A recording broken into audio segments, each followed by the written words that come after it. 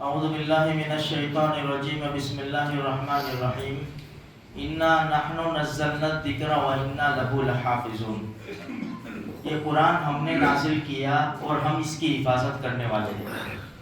دیکھو اللہ کے رسول کے اوپر جب قرآن اترتا تھا کچھ آیتیں، کبھی کوئی سورت، کبھی چند آیات، تو اس کو اللہ کے رسول صلی اللہ علیہ وسلم وہی لکھنے والوں کو بلاتے، کبھی درخت کے پتوں پر، کبھی پتھر کے اوپر، کبھی صاف چمڑے کے اوپر، اس طرح قرآن لکھا جائے. کسی کے پاس کچھ آیات، کسی کے پاس کچھ آیات، کسی کے سینے میں کوئی یاد کر لیتا تھا.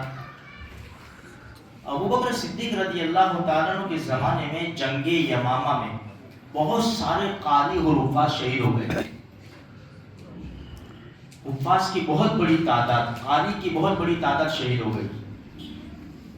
عمر ابن خطاب رضی اللہ تعالیٰ عنہ ابوبکر صدیق رضی اللہ عنہ کے پاس آئے، بڑی فکر ہو گئی اور کہنے لگے کہ آپ قرآن کو جمع کرنے کا حکم دیں، اس لیے کہ جنگ یمامہ میں بہت بڑی تعداد شہید ہو گئی حفاظ کرام کی. اگر اسی طرح دوسرے جنگوں میں حفاظ کرام شہید ہو جائیں گے تو قرآن کا ہوگا کیا؟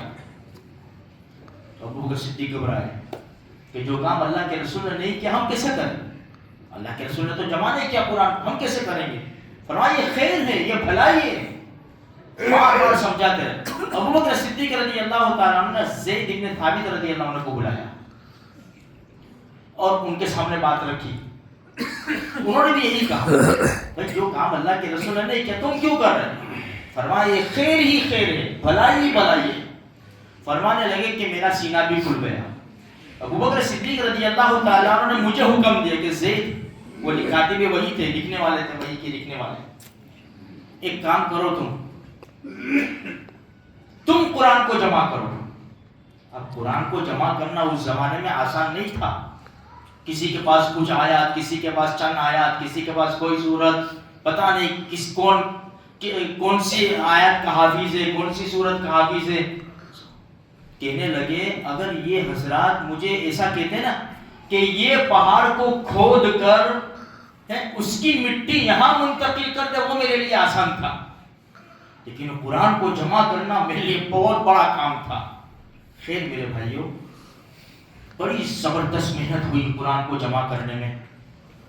جس کے پاس قرآن کی آیات تھی، جس کے سینے میں تھی، سب جمع کر لیا گیا.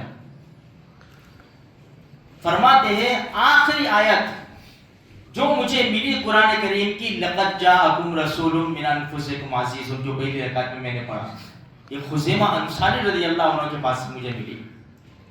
یہ پورا قرآن جمع کیا گیا. ابوبکر صدیق رضی اللہ تعالیٰ عنہ کے زمانے میں اس کو لکھا گیا ایک جگہ.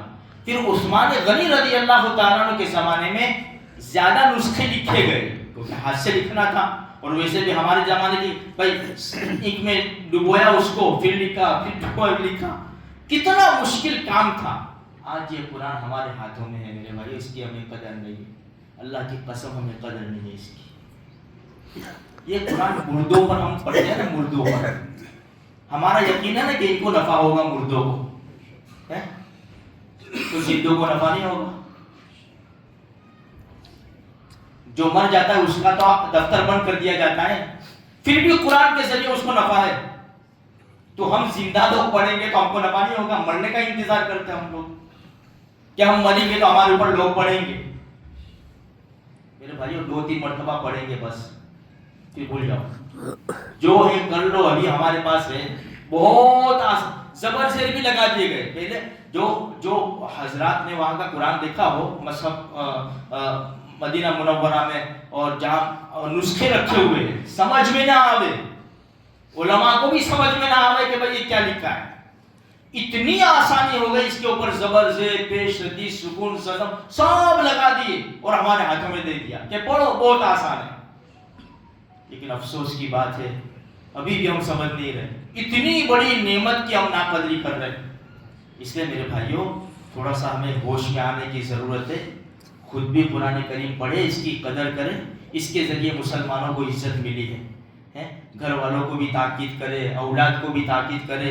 دوست احباب میں بھی بات کریں میرے بھائیوں، ہمارے کہنے کی وجہ سے کوئی روزانہ 2-3 رکوع پڑھ لیتا ہو تو کتنی بڑی بات ہو گئی۔ اللہ مجھے آپ کو سارے مسلمانوں کو قرآن کریم کی تلاوت اور اس پر عمل کرنے کی توفیق عطا فرمائے۔